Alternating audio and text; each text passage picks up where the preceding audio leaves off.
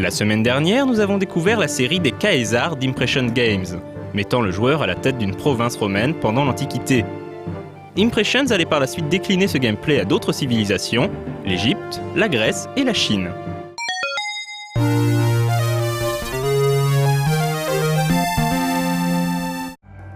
Un an après Caesar 3, Impressions sort Pharaon, un jeu basé sur le même moteur et le même gameplay, mais plaçant le joueur à la tête d'une cité égyptienne.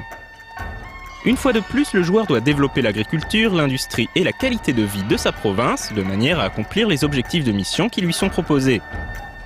La particularité du jeu par rapport à la série des Caesars vient de la gestion des crues du Nil, qui doivent impérativement être prises en compte et qui viennent rythmer la vie dans la cité.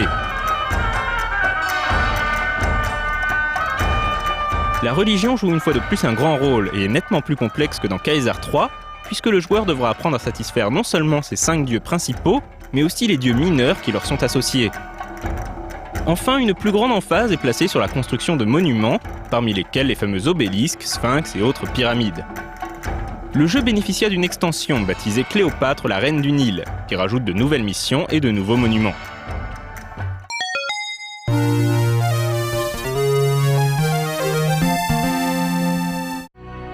Avec Zeus, le maître de l'Olympe, Impressions Games décline à nouveau le moteur de Caesar 3 pour emmener cette fois-ci le joueur en Grèce. Mais là où les Caesars ou même Pharaon restaient relativement réalistes, Zeus dépeint une Grèce fantastique où dieux et héros marchent parmi les mortels et seront une part importante des soucis quotidiens du joueur. Personne n'a envie de voir Cerbère ou la Méduse déambuler dans son jardin. En conséquence, le panthéon et le bestiaire du jeu sont plus développés que dans les précédents jeux d'Impressions. Le joueur devra donc accomplir une myriade de sous-objectifs pour s'assurer les services de héros légendaires comme Héraclès ou Ulysse, qui pourront le défendre contre certaines menaces surnaturelles. À part ça, le principe reste globalement le même, il faut toujours bâtir des maisons, des routes, des industries, développer l'hygiène et la culture, ainsi que des monuments embellissant la cité.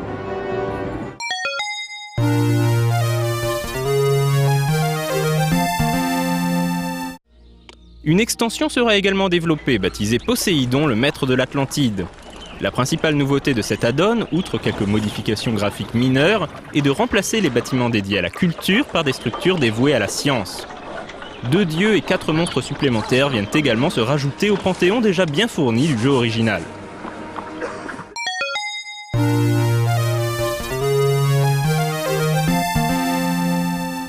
En 2002, Impressions Games sort un nouveau spin-off de sa série avec Empereur, qui se déroule cette fois-ci en Chine.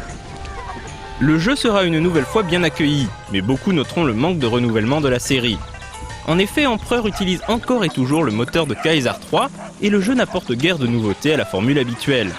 L'une des petites nouveautés proposées par Empereur est la notion de dynastie. La campagne couvre 3 millénaires d'histoire de la Chine, et le joueur sera amené à gérer les mêmes cités à différentes époques.